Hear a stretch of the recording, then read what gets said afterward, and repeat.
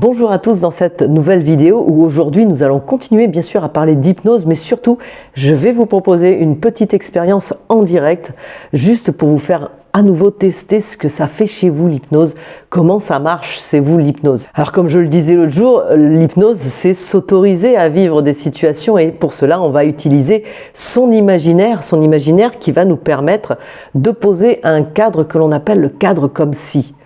Ce cadre comme si on le connaît tous parce qu'on a tous été enfants et les enfants le font de manière très naturelle. Ils font comme s'ils étaient le policier, comme s'ils étaient le voleur et ils rentrent dans la peau de ce personnage qu'ils ont décidé d'être ou le super-héros et ils le sont pendant des heures entières pour jouer avec les copains ou même pour jouer tout seul. Le cadre comme si on l'oublie finalement quand on devient grand et ce cadre comme si peut être très important finalement pour nous permettre d'atteindre des objectifs car il faut savoir que pour le cerveau, une situation imaginée que l'on s'autorise à vivre est identique à une situation que l'on vit dans le réel. Le cerveau, pour lui, lorsqu'il vit quelque chose, lorsqu'on lui fait vivre quelque chose, il le vit pour de vrai. C'est-à-dire que si vous vivez votre objectif pour de vrai, c'est que vous êtes capable de le faire. C'est pour le cerveau que ça a déjà été le cas et qu'il est capable de recommencer l'expérience. Donc je vous ai promis une expérience simplement pour vous faire tester le cadre comme si, et je vous invite à fermer les yeux un instant et juste à vous poser et juste à imaginer, utiliser votre imaginaire. C'est un peu comme si vous étiez là, par une belle journée d'été, sur un de ces beaux marchés de Provence. Vous savez, un de ces marchés où les étals sont très colorés. Il y a des fruits, des légumes à foison, ça donne des teintes vertes, jaunes, orangées. Vous pouvez même entendre les bruits de ce marché autour de vous. Et puis, comprendre ce que disent les marchands, les vendeurs qui sont là, qui vous interpellent. Et parmi ces étals, il y a une étale avec des beaux citrons. Des citrons bien jaunes. Vous savez, ces citrons à la peau qui brille. Vous pouvez vous approcher et même les observer. Les prendre dans votre main pour regarder leur qualité et vous apercevoir à quel point ils sont magnifiques ces citrons.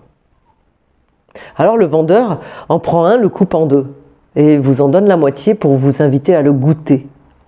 Et je vous conseille, je vous invite à porter cette moitié de citron à votre bouche, là, maintenant.